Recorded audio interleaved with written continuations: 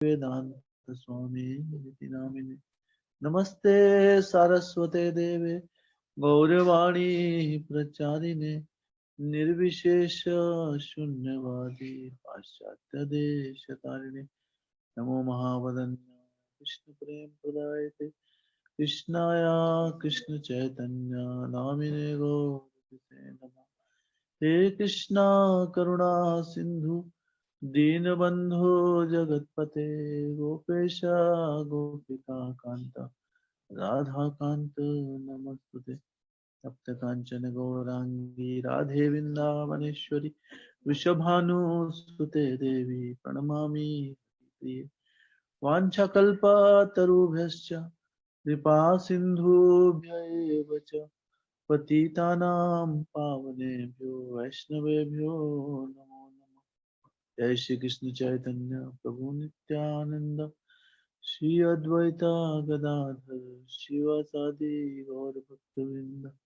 हरे कृष्णा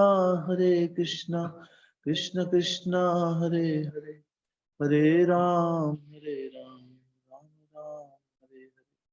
हरे कृष्णा कृष्ण कृष्ण कृष्ण हरे हरे हरे राम राम राम हरे हरे। हरे कृष्णा कृष्ण कृष्ण कृष्ण हरे हरे हरे राम राम राम हरे हरे।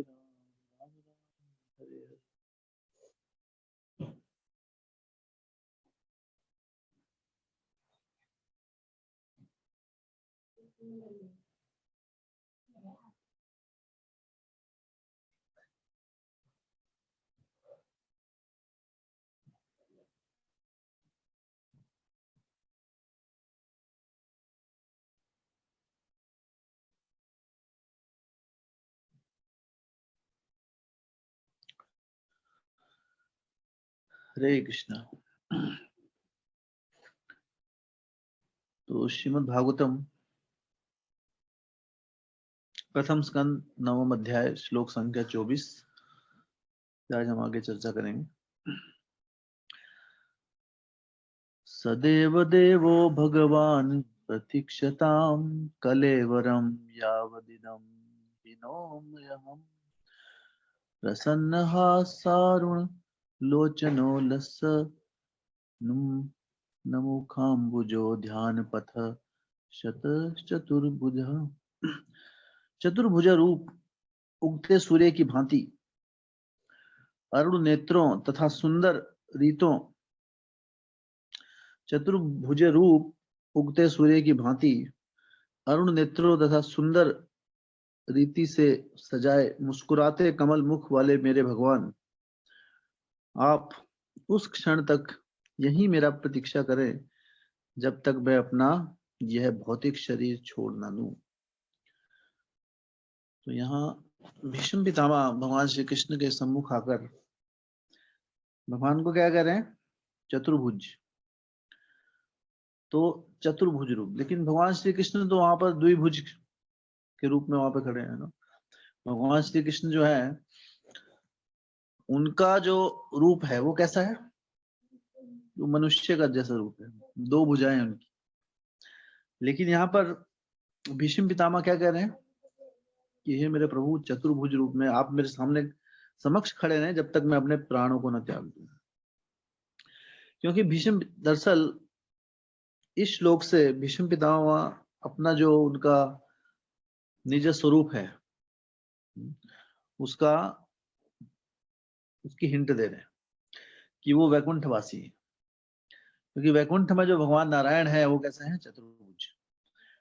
तो जो भीष्म पितामह है वो कौन है? वो है वैकुंठ के वासी, और वैकुंठ में भगवान श्री नारायण उनके स्वामी हैं। लेकिन भगवान श्री कृष्ण को अपने स्वामी के रूप में क्योंकि उन्हें मालूम है, बोध है, क्योंकि वो क्या है? महाजन है। उन्हें मालूम है कि भगवान श्री कृष्ण ही नारायण के उद्गम है, आद्यो नारायण, सबसे पहले नारायण वो है, और उन्हीं से बाकी नारायणों का विस्तार हुआ। तो इस प्रकार अपने जो आदि देव, हाँ, उनका वो स्मरण कर रहे हैं, उनके समक्ष वो विनती रख रहे हैं कि आप मेरे मृत्यु के समय मेरे समक्ष खड़े रहें, ताकि आपके दर्शन लेते हुए मैं हाँ, ताकि आपके दर्शन लेते हुए मैं इस शरीर को छोड़ सकूं। तो जो भगवान के जो शुद्ध भक्त हैं, दरअसल भगवान का दर्शन क्यों पाना चाहते हैं वो? क्योंकि भगवान का दर्शन पाने का उनका प्रयोजन ये नहीं है कि उन्हें अगला जन्म या जीवन काल के मृत्यु से उनकी मुक्ति मिल जाएगी और भगवान का धाम मिलेगा।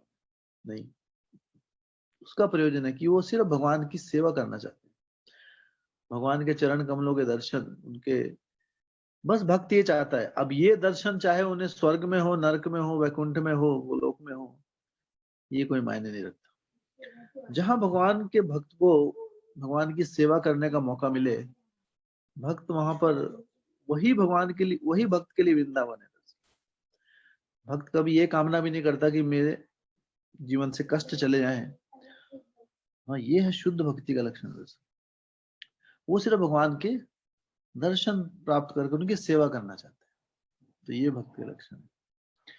तो यहाँ पर जो भीष्म पितामह है, दरअसल अनेक अनेक जो भक्त हैं वो भगवान के अलग अलग स्वरूपों के नित्य दास हैं। हर व्यक्ति का, हर भक्त का, हर जीव का एक नित्य स्वरूप है आध्यात्मिक जगत में। तो और भगवान के भी अनगिनत विस्तार है, तो हर जीव किसी ना किसी एक विस्तार से जुड़ा हुआ है भगवान के विस्तार का। वो उस रूप में वो अपना स्वामी भगवान को मानता है। जैसे कुछ जो है वो भगवान नारायण जो है वैकुंठ के जो नारायण है उनके दास हैं ना, वो उनके स्वामी हैं। क्योंकि जीव जो है, और इसमें कोई, जैसे अभी चैतन्य लीला में हम देखते हैं कि एक बार मुरारी गुप्ता नाम के एक भक्त थे चैतन्य महाप्रभु की लीला में। तो चैतन्य महाप्रभु ने कहा उनसे कि अरे मुरारी, तुम क्यों, है ना, भगवान श्री राम का भजन करते रहते हो, कृष्ण का भजन करो ना, कृष्ण सर्वोच्च है। ऐसा कहने लगे उनसे कि कृष्ण जो है, भगवान श्री रामचंद्र जी भी उन्हीं के विस्तार हैं। तो आपको सर्वोच्च जो है, जो श्याम सुंदर कृष्ण है, आपको उनका ध्यान करना चाहिए, उनकी सेवा में लगना चाहिए। तो मुरारी गुप्ता ने क्या किया, मुरारी गुप्ता अगले दिन पूरी रात वो स्मरण करते रहे, हरे कृष्ण महामंत्र के जप के माध्यम भगवान से राधा और कृष्ण की भक्ति, राधा और कृष्ण का आह्वान करते रहे। लेकिन जब भी वो राधा और कृष्ण को पुकारते थे तो रामचंद्र जी की मूर्ति उनके सामने आती थी। तो राधा और कृष्ण का स्मरण वो नहीं कर पाए, क्योंकि उनके जो आराध्य देव थे वो थे श्री रामचंद्र जी। तो पूरी रात कोशिश करने के बावजूद भी वो कृष्ण के ऊपर ध्यान नहीं लगा पाए। रामचंद्र जी तो अगले दिन वो आए, भगवान चैतन्य महाप्रभु के समक्ष आए, तो उन्होंने कहा कि हे महाप्रभु, मैं अभी बस आपके अंतिम दर्शन लेने आया हूँ और इसके बाद मैं अपने प्राण त्याग दूंगा। क्यों? क्योंकि मैं आपकी आज्ञा का पालन नहीं कर सका। मैंने इतनी कोशिश की, फिर भी मैं कृष्णा, वो वृंदावन कृष्णा जो है श्याम सुंदर सुंदर, उन पे मैं ध्यान नहीं लगा पाया। तो भगवान चैतन्य महाप्रभु बहुत प्रसन्न हो गए। तो उन्होंने कहा कि मुरारी, दरअसल इसमें तुम्हारी गलती नहीं है। दरअसल तुम कौन हो? तुम हनुमान हो, हनुमान जी के ही विस्तार हो। इसलिए हनुमान जी तो रामचंद्र जी के अलावा कुछ सोच ही नहीं सकते। तो रामचंद्र जी की भक्ति, तो हर भक्त पूर्ण है, ऐसा नहीं है कि राम भक्त, जो राम भक्त अपने प्रभु रामचंद्र जी के लिए फीलिंग, जब वो उनसे आदान प्रदान करता है तो भी पूर्ण रूप से संतुष्टि मिलती है। उसी तरह जो कृष्ण भक्त जो है, जब वो कृष्ण लीला में भगवान श्री कृष्ण के साथ अपनी सेवा का आदान प्रदान करता है, तब उसे पूर्ण संतुष्टि मिलती है। आध्यात्मिक जगत में हर व्यक्ति पूर्ण रूप से संतुष्ट है। वहां का एक जो पक्षी भी है, वहां की जो गायें भी हैं, चाहे वो गाय के स्वरूप में है या भगवान के साथ कोई खेलने वाले गोप या गोपियां, हर व्यक्ति संतुष्ट है वहां। तो हमें इस प्रकार की तुलना नहीं करनी चाहिए कि अरे वैकुंठ धाम में हम जाके क्या बनेंगे, कि मुझे तो गोपा बनना है या गोपी बन जाना है। वो हमारा स्वरूप फिक्स है। वहां जाके हम कोई फूल भी हो सकते हैं, कोई पौधा भी हो सकते हैं, लेकिन वो पौधा जो है वृंदावन का, उसे कभी ऐसा नहीं लगता कि मैं पौधा क्यों बना, मैं कोई ग्वाल बाल क्यों नहीं बना? नहीं, वो अपने पौधे के रूप में पूर्ण रूप से संतुष्ट है, क्योंकि भगवान श्री कृष्ण उस पौधे से भी इतना प्रेम करते हैं। तो वैकुंठ में हर व्यक्ति अपने आप में संतुष्ट है। इस जगत में ईर्ष्या की भावना क्यों जागृत होती है? क्योंकि व्यक्ति सोचता है कि अरे इसके पास मेरे से ज्यादा है और मेरे पास कुछ कम है, इससे ज्यादा सानिध्य मिला है, इससे ज्यादा भगवान को मिला है, इसलिए ईर्ष्या पैदा हो जाती है। आध्यात्मिक जगत में एक जो फूल है वो भी अपने आप को सौभाग्यशाली मानता है। उस फूल में भी चेतना होती है। तो वो फूल सोचता है कि अरे मेरा कितना बड़ा सौभाग्य है कि मैं भगवान के गले में माला के रूप में पड़ा रहता हूँ हमेशा। तो ऐसा सौभाग्य। जब वृंदावन में जो बांसुरी है, मुरली, भगवान की बांसुरी की सब लोग प्रशंसा करते हैं, तो भक्त लोग कहते हैं कि अरे हम तो भगवान श्री कृष्ण से कभी मिलना होता है, 24 घंटे हम भी नहीं भगवान के साथ रहते। हाँ, जो ग्वाल बाल है वो कहते हैं कि जब भगवान गैया चराने जाते हैं तो हम उनके साथ रहते हैं। लेकिन तो जो बांस का जो वृक्ष है, बांस का पेड़, उसको कह रहे हैं कि तुम कितने सौभाग्यशाली हो, हाँ, कि तुमसे जो बनी हुई जो बांसुरी है, भगवान उसको हमेशा अपने मुख से लगा के रखते हैं, अपने पास रखते हैं। मुरली भगवान के साथ हमेशा रहती है, तो भक्त हमेशा रहते। तो हर कोई व्यक्ति वहां एक दूसरे की प्रशंसा करता है। यह है आध्यात्मिक जगत का माहौल।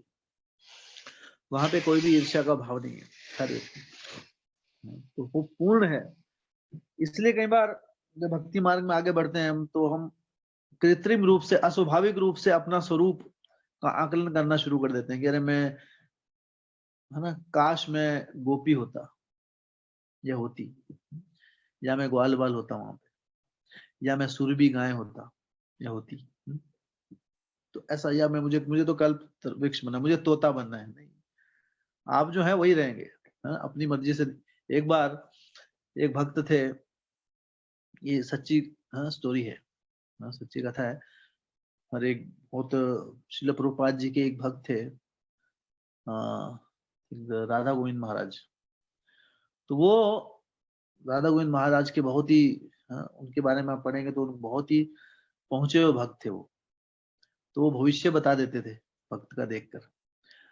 तो एक माता जी थी, वो चाहती थी कि मैं गोलोक वृंदावन में सुरभि गाय बनूं।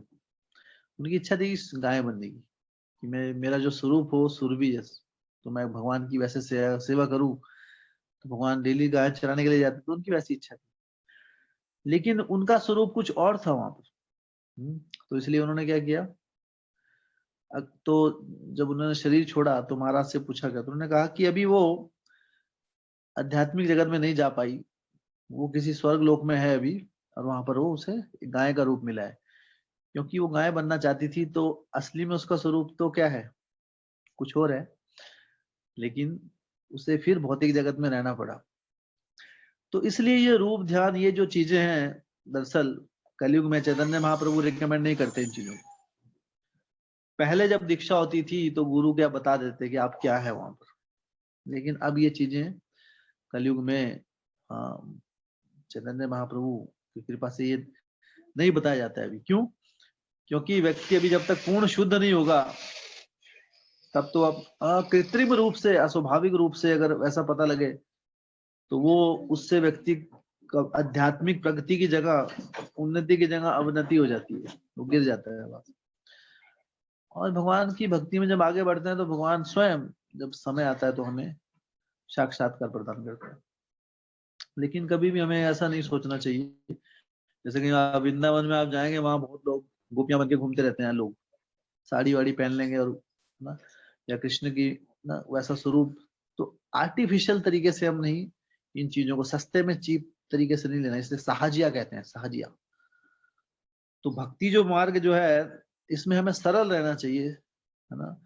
दिखावे से, बाहरी पहनावा बदलने से, चैतन्य महाप्रभु ने एक साधारण सी प्रोसेस दे रखी है हमें, कि हरि नाम करो, और भक्तों का संग लो, भगवान भगवान के भक्तों की सेवा करो। बस हमारा धर्म ये है। बाकी हमें, कभी भी इस प्रकार की भावना कि हम क्या होंगे बाद में, ये दरअसल ये जो चीजें हैं, अभी आप लोग तो इन चीजों से परे हैं, लेकिन अगर आप संघ में जाएंगे, आप ऐसे धार्मिक स्थानों पर जाएंगे, वहां ऐसी चीजें दिखाई देंगी आप। हाँ, लोग आर्टिफिशियली अपने आप को समझते कि मैं ग्वाल बाल बन गया अभी। वृंदावन में बहुत देखने को मिलता है। तो उसको देख के घबराना नहीं, वो सब क्या है, आर्टिफिशियल चीजें, बाह्य दिखा। हमें सिर्फ नम्र भाव से भगवान का नाम जपना है। तो भीष्म पितामह, क्योंकि लेकिन जो तत्व ज्ञानी है जैसे भीष्म पितामह, वो इस प्रकार का वो नहीं करते। उन्हें पता है, तो वो चतुर्भुज भगवान श्री नारायण के भक्त हैं, लेकिन उन्हें पता है कि चतुर्भुज भगवान नारायण जो है भगवान श्री कृष्ण के विस्तार हैं, इसलिए उनसे आग्रह कर रहे हैं कि आप हम मुझे अपना स्वरूप दिखाएं, और मेरे जब तक मैं, मेरा जो अंतिम क्षण है उस समय आप मेरे साथ रहें। तो नेक्स्ट आंसर करो, नेक्स्ट।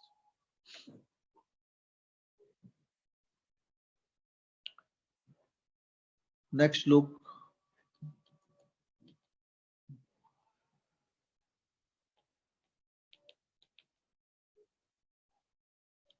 श्लोक संख्या 25।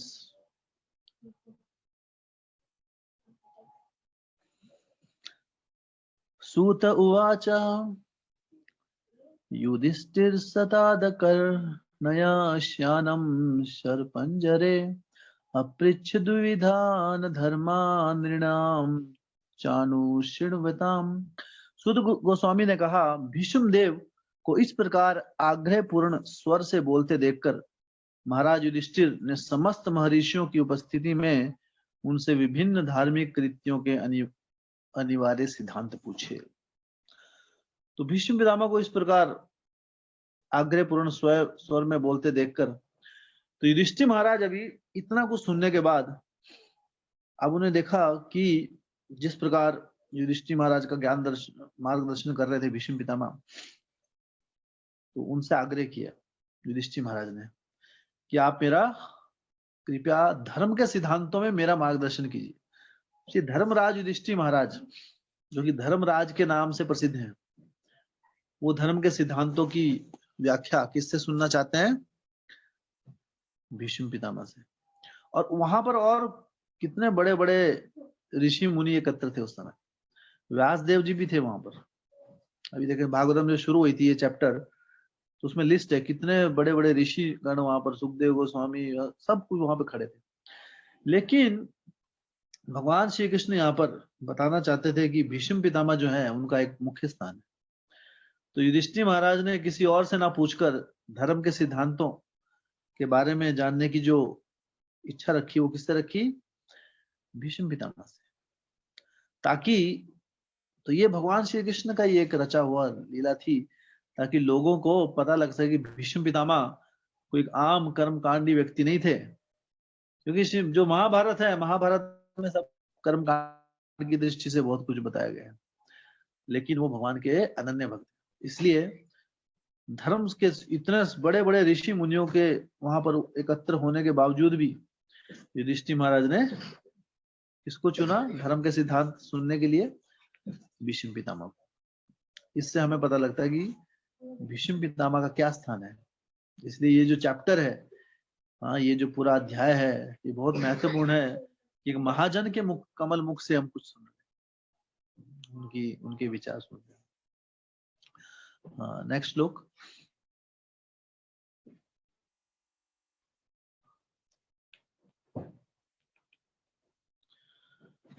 तो श्लोक संख्या 26।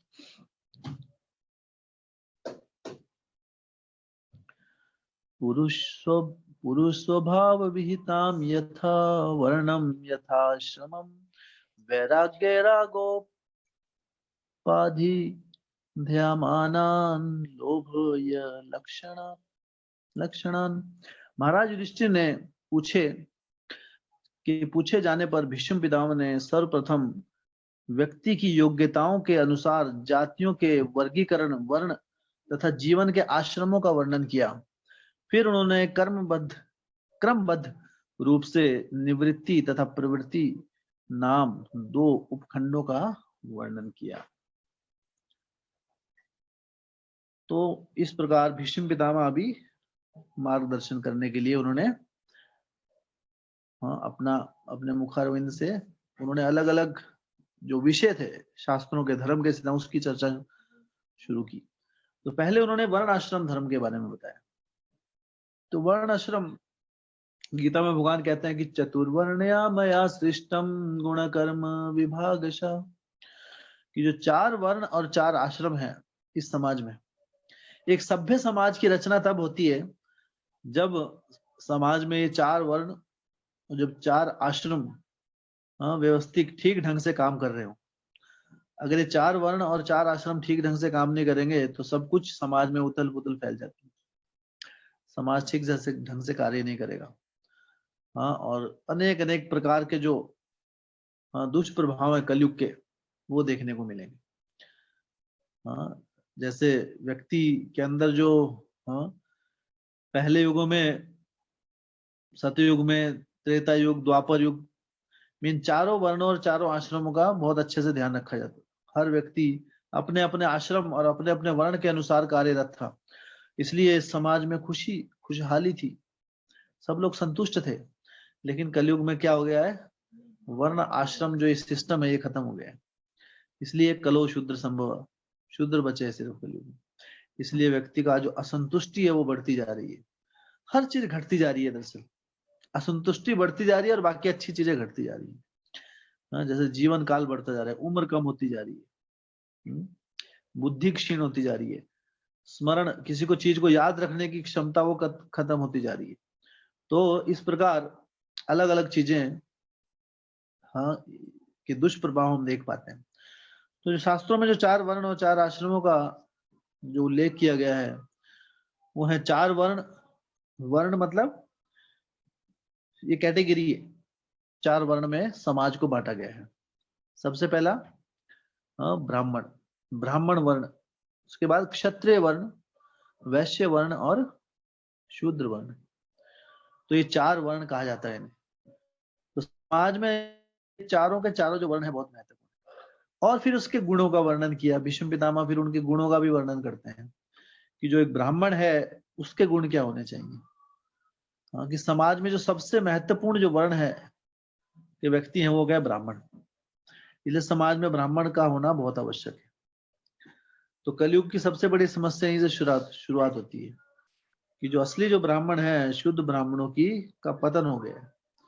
और ब्राह्मण अपने जो बताए गए शास्त्रोचित जो उनके जो नियम, जो नियम पालन की जो चीजें हैं वो नियम का पालन ना करते हुए शास्त्रों को तोड़ मोड़ सिर्फ कर्म कांड अपने, कहते हैं कि अपना जीवन चलाने के लिए शास्त्रों का उपयोग कर रहे हैं। लेकिन ब्राह्मण का जो सबसे महत्वपूर्ण जो उनकी ड्यूटी है वो है कि भगवत ज्ञान का वो प्रचार करें समाज में, ताकि पूरे समाज में एक भगवान को केंद्र मानकर लोग अपना जीवन व्यतीत कर सकें और एक खुशहाली बनी रहे। लेकिन ब्राह्मण अपने तक सीमित हो चुके हैं अभी, सिर्फ वो अपना बस कार्य वो चलाने के लिए, जीवन जीविका चलाने के लिए ही शास्त्रों का अध्ययन करते हैं, बस उतना ही। लेकिन लोगों को असली भगवत ज्ञान प्रदान नहीं करते। इसलिए शास्त्र कहते हैं कलो शूद्र संभव, कलयुग में हर कोई शूद्र है। कलयुग में शास्त्रों ब्राह्मणों का पतन हो चुका है। क्यों? क्योंकि एक ब्राह्मण के अनेक अनेक संस्कार होते हैं, वो तो नहीं जानते भी नहीं है भी संस्कार कौन कौन से संस्कार होते हैं। तो वो संस्कार विधि पूर्वक उन संस्कारों का जब तक पालन नहीं करेंगे, और कुछ कुछ गुण होते हैं, भगवत गीता में 9 प्रकार के गुण बताए गए हैं जो ब्राह्मणों के अंदर होने चाहिए।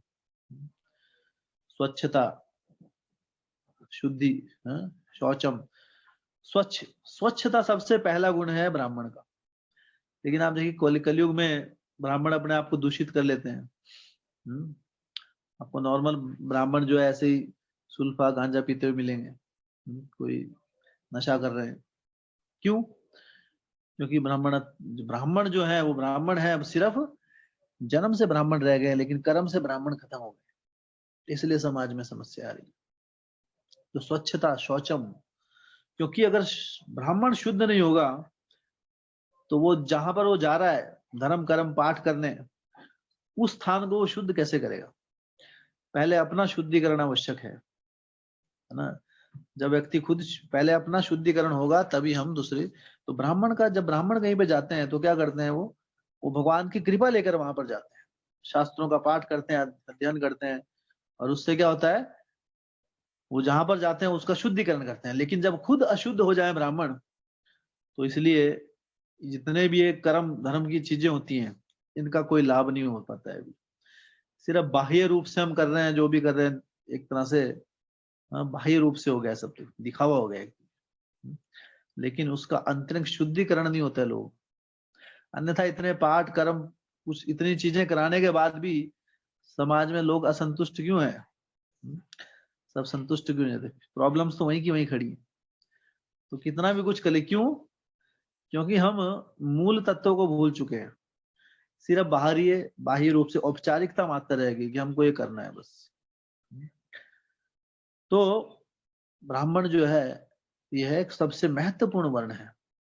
इसलिए श्रील प्रभुपाद जी को एक बार विदेश में थे, तो उन्होंने कहा कि प्रभुपाद जी, अगर आपको, हाँ, हम पूरे विश्व का राजा बना दिया जाए तो आप कैसे राज्य करेंगे?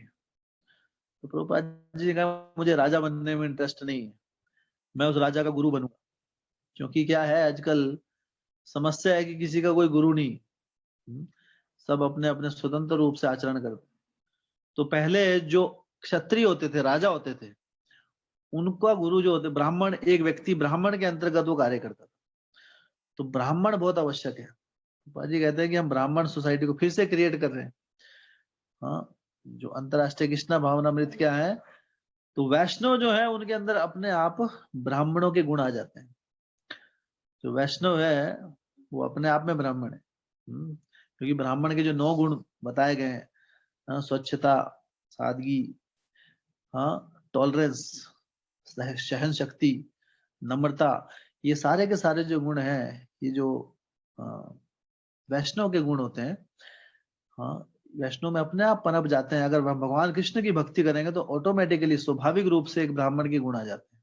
स्वच्छता, जैसे जैसे भी आप भक्ति मार्ग में आए, तो पहले आप देखिए, पहले से अभी कितना फर्क होगा, है ना? पहले बहुत लोग, है ना, कहीं हमारे साथ जो जुड़े भी हो, कहते हैं हम शाम को नहाते थे, सुबह नहीं नहाते थे।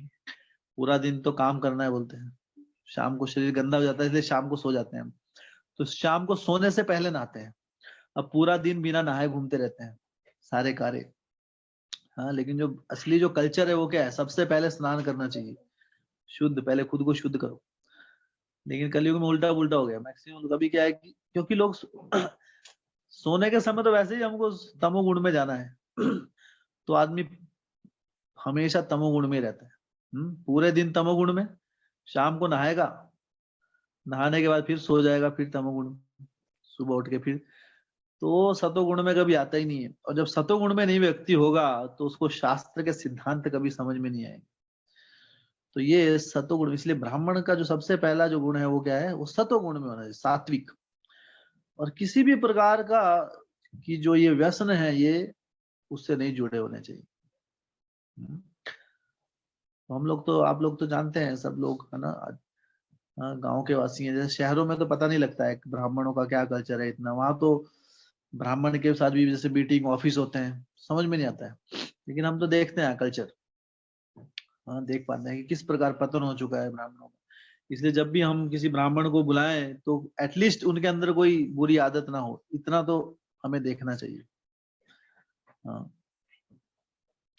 तो ब्राह्मण, इसलिए ब्राह्मण जो है उनके गुणों से जाने जाते हैं, उनके जन्म से नहीं। जन्म से कोई ब्राह्मण नहीं होता है। शास्त्रों के अनुसार जन्म से ब्राह्मण नहीं होता है, शास्त्रों के अनुसार कर्म से ब्राह्मण होता है। अगर किसी व्यक्ति के अंदर ब्राह्मण के गुण नहीं है तो वो ब्राह्मण नहीं है।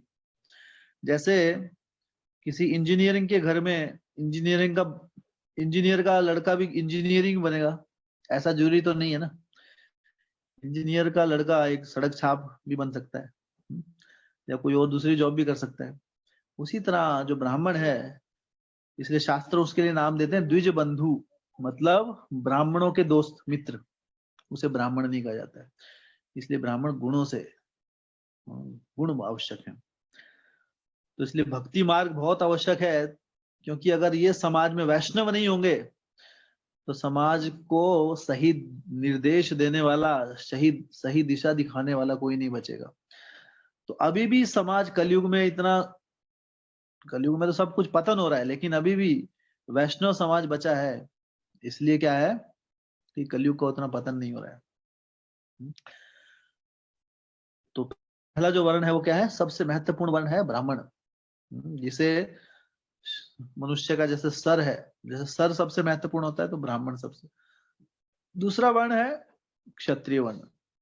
क्षत्रिय वर्ण कौन होते हैं, जो कि क्षत्रिय धर्म क्या होता है, जो राज करते हैं, जो राजा राजा होता है। पहले जो राजा होता था वो क्षत्रिय होते थे, कभी ब्राह्मण कोई राजा नहीं बनता था, कभी शूद्र राजा नहीं होता था, कभी वैश्य राजा नहीं होता था। कलयुग में सब उल्टा पुल्टा होता है। कलयुग में कोई भी राजा बनता है। जो पॉलिटिशियन के लिए अभी कोई क्वालिफिकेशन नहीं है इस टाइप की। आप देखिए जो राजनीति में जाते हैं उनके लिए कोई क्वालिफिकेशन नहीं है, पहले क्वालिफिकेशन होती थी। जो राजा है उसके अंदर क्या होना है, वीरता, सबसे पहला लक्षण होता है वीरता होना चाहिए उसमें। हाँ, वो वीर होना चाहिए। जब युद्ध हो तो सबसे पहले राजा खड़ा होता था। अब जब युद्ध होता है तो जितने भी नेता जो है वो अपने आप को बुलेट प्रूफ चैम्बर में ढक के रखते हैं ना, और बाकी लोगों को आगे भेजते हैं। तो कलयुग में सब उल्टा पुल्टा हो गया, इसलिए क्षत्रिय भी खत्म हो गए, कलो शूद्र संभव। क्षत्रिय के अंदर वीरता होनी चाहिए, और उसके क्षत्रिय के ऊपर जिम्मेवारी होती है रक्षा करने की। ब्राह्मणों की रक्षा करने की जिम्मेवारी किसके ऊपर होती है, क्षत्रिय के ऊपर। स्त्रियों की रक्षा करने की जिम्मेवारी है क्षत्रिय के ऊपर। बच्चों की रक्षा करने की जिम्मेवारी है क्षत्रिय के ऊपर। क्षत्रिय का जो मुख्य जो धर्म होता है वो रक्षा करना होता है, कि वो रक्षा कर सके, रक्षक, रक्षक हो, भक्षक नहीं।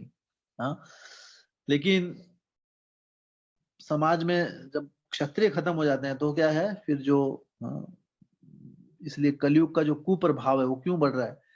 जब हम परीक्षित, अभी हम पढ़ेंगे आगे इसी स्कंद में, पहले स्कंद में ही, कि परीक्षित महाराज कैसे राजा थे। एक बार उन्होंने देखा कि कलयुग जो कली है, क्योंकि द्वापर युग के अंत की बात है वो, और कलयुग शुरू होने वाला है।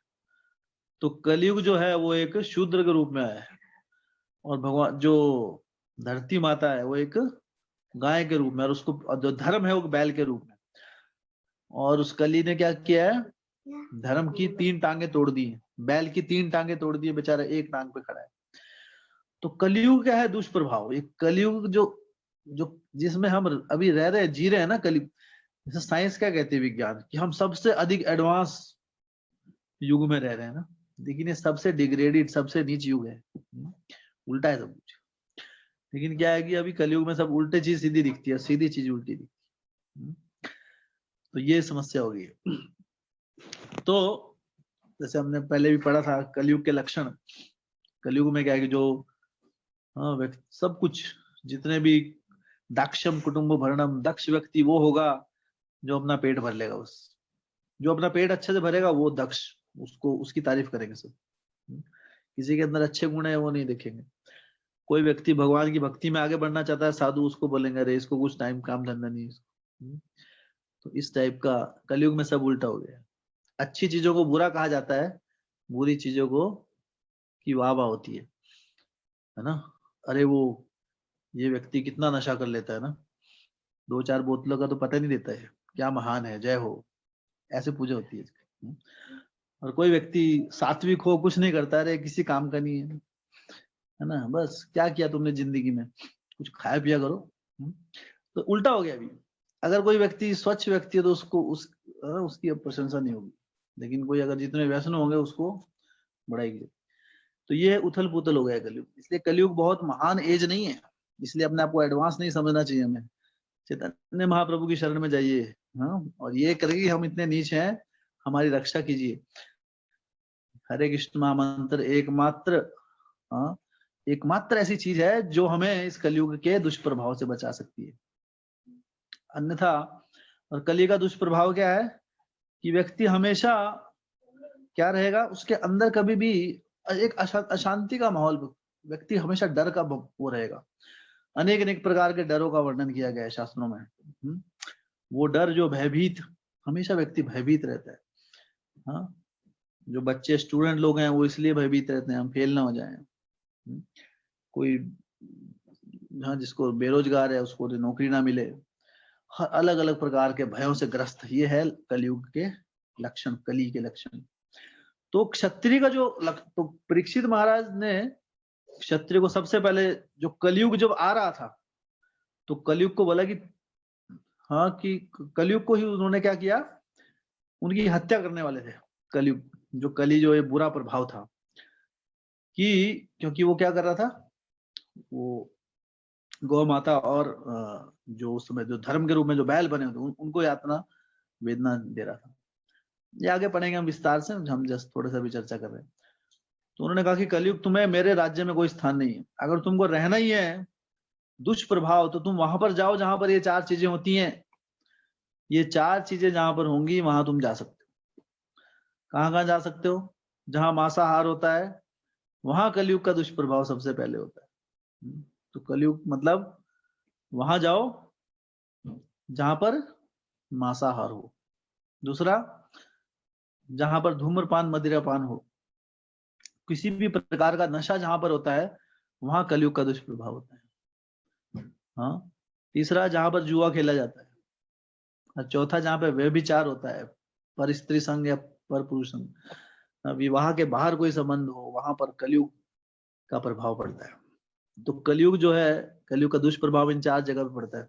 लेकिन आप देखिए ये जो नियम है, मांसाहार, धूम्रपान, नशा करना, कोई भी खुशी का जब मौका होता है कलयुग में तो ये चीजें सबसे ज्यादा होती है।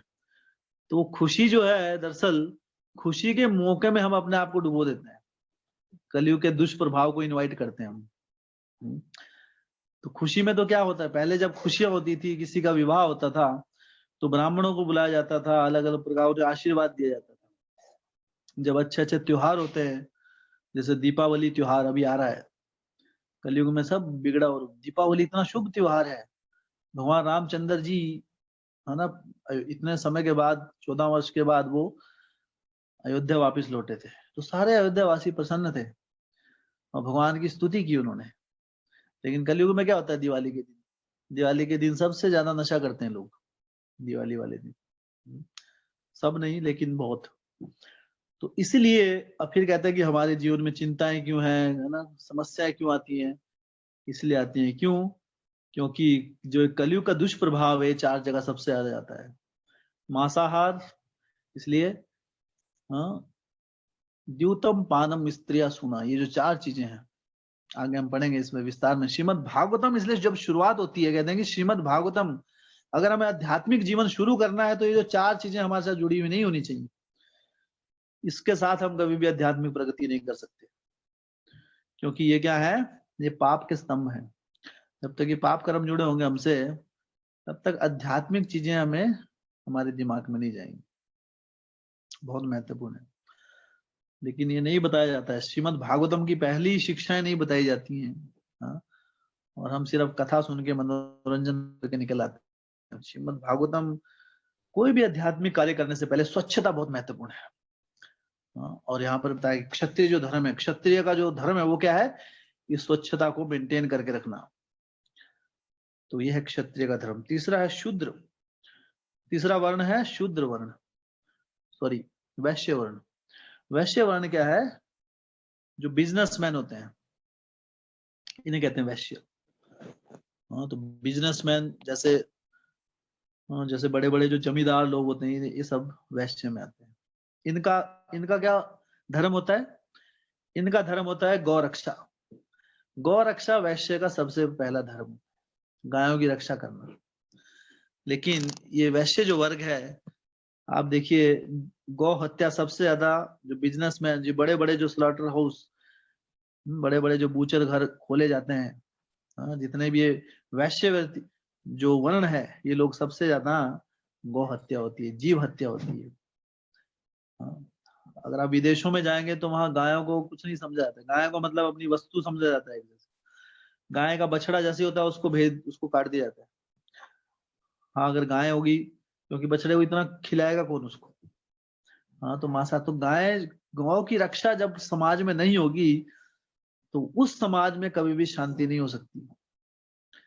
जिस समाज में गौ माता को आदर नहीं दिया जाता है, और इसकी जिम्मेदारी कौन, किसकी होती है? वैश्य वर्ण की। तो वैश्य वर्ण भी अभी खत्म हो गया है, कौन रक्षा कर रहा है? तो ये सारी की सारी ड्यूटी कौन निभा रहा है? अभी ये, इसलिए ये हर व्यक्ति का धर्म है दरअसल, खासकर वैष्णवों का। हाँ, अब देखिए अगर हमारे मंदिरों में हर जगह ज्यादा से ज्यादा गौशाला, ताकि क्या है कि समाज में जो खुशहाली है वो सिर्फ धन से, फैक्ट्रियां खोलने से नहीं आती है। गौ माता जो है, कहते हैं कि पहले इंडिया को, भारत को सोने की चिड़िया कहा जाता है। सोने की चिड़िया क्यों कहा जाता था? दरअसल जो शास्त्रीय कारण है इसके पीछे वो है कि पहले भारतवर्ष में सबसे अधिक गौ माताएं रहती थी, सबसे अधिक गौधन था यहाँ पर, उसके कारण ही सोने की चिड़िया थी। अरे गाय होंगी तो क्या होगा, उतना अधिक क्या होगा, गोबर होगा। गोबर होगा तो क्या होगा, जो फसल है हमारी, दरअसल अभी तो हम आर्टिफिशियल खाद डालते हैं, कृत्रिम खाद का उपयोग करते हैं, वो जमीन के लिए अच्छी नहीं होती है, उर्वरकता कम होती है उससे। तो गाय का जो गोबर गोबर होता है उससे ही उर्वरकता जो होती है, वो जो जमीन की वो बनी रहती है। तो शास्त्रों के अनुसार जो गाय का गोबर है उसमें लक्ष्मी का वास होता है, गोमूत्र में सरस्वती का वास होता है। तो इसलिए असली धन, मतलब असली ऐश्वर्य धन क्या होता है, जीवन में खुशहाली रहना। अभी तो पेपर करेंसी आ गई है, जो नोट है, पहले नोट नहीं होते थे, पहले सिर्फ आदान प्रदान होता था। लोग किसी के कोई दूध दूध के बदले कोई अनाज ले लेता था, या किसी एक गौ माता को, इस प्रकार आदान प्रदान हुआ करता था, वस्तुओं का प्रदान प्रदान। तो जो, लेकिन गौ रक्षा जो नहीं हो रही है, क्यों हो रही है? क्योंकि वैश्य वर्ण का भी पतन हो चुका है। तो जो तीन वर्ण है, ब्राह्मण, क्षत्रिय और वैश्य, तीनों वर्ण का कलयुग में पतन हो चुका है। वो अपना कर्तव्य भूल गए। कलयुग में एक ही वर्ण बचा है अभी, अंतिम वर्ग, उनके लिए कोई नियम नहीं होता है। कलो शूद्र संभवा, सब शूद्र, हर कोई शूद्र है। शूद्र मतलब लेबर क्लास, जो मजदूरी करते हैं। तो बोले आप कहेंगे हम तो मजदूरी नहीं करते हैं, तो जॉब, उस जॉब को, वो मजदूरी को नाम दे दिया अभी जॉब। जॉब क्या होती है? जॉब मतलब नौकरी। नौकरी कहाँ से आया शब्द? नौकरी शब्द आया नौकर से। तो जो नौकरी करता है वो नौकर है। तो चाहे सरकारी नौकरी कर रहे हैं आप, चाहे प्राइवेट नौकरी, है तो नौकरी। तो जो नौकरी करता है, जो शूद्र, ये शूद्र का काम होता है। अभी ब्राह्मण भी नौकरी करते हैं, क्षत्रिय भी नौकरी, हर कोई नौकरी करता है ना। इसलिए हर कोई कलयुग में क्या है, शूद्र। पहले ये तीन वर्ण कभी भी जॉब नहीं करते थे, नौकरी। कभी भी ब्राह्मण नौकरी नहीं करता था। ब्राह्मण के लिए नौकरी, हाँ, ब्राह्मण समाज का कल्याण करता है और समाज का एक कर्तव्य, और समाज खुशी से उनका पालन करते हैं। किसी ब्राह्मण को अपने जीवन, हाँ, जो व्यापन करने के लिए सोचना नहीं पड़ता था। उसलिए क्षत्रिय, क्षत्रिय का धर्म होता है सिर्फ राज्य करना। क्षत्रिय भी कभी नौकरी नहीं करता है। जैसे जब दुर्योधन ने सब कुछ ले लिया पांडवों से, तो पांडवों ने कहा कि आप हमें, भगवान श्री कृष्ण को शांति दूत के रूप में भेजा, आप हमें सिर्फ 5 गांव दे दीजिए ताकि हम इन पे राज कर सकें। क्योंकि क्षत्रिय कभी जॉब नहीं करेगा, मजदूरी नहीं करता है।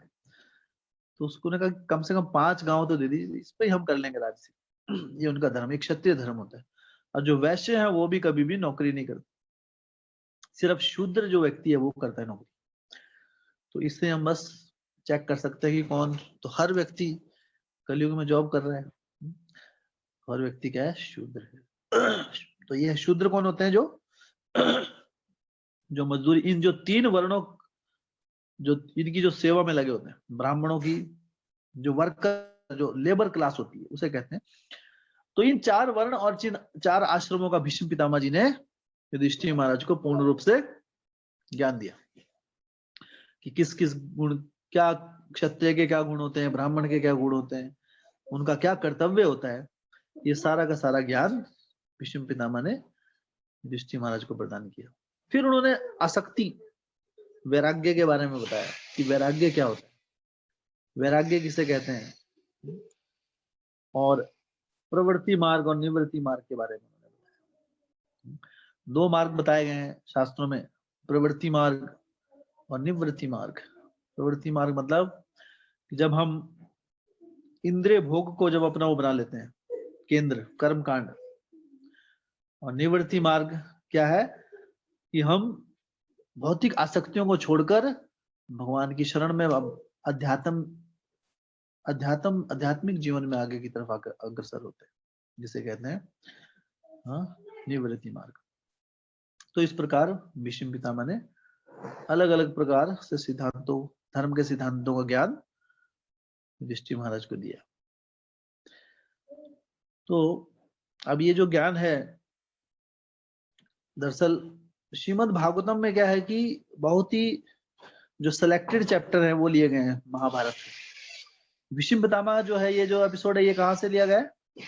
ये महाभारत में है। दरअसल भीष्म पितामह महाभारत का युद्ध देख, लेकिन श्रीमद् भागवतम में भी ये फिर से आया है। तो श्रीमद् भागवतम में वो पार्ट आया है जो शुद्ध भक्ति से जुड़ा हुआ है। श्रीमद् भागवतम इसलिए अमलम पुराणम, शास्त्रों, सारे शास्त्रों से जो निचोड़ कर शुद्ध भक्ति की जो लीलाएं है वो श्रीमद् भागवतम में लिखित रूप में उपस्थित है। तो इस प्रकार यहाँ पर मार्गदर्शन कर रहे हैं भीष्म पितामह युधिष्ठिर महाराज।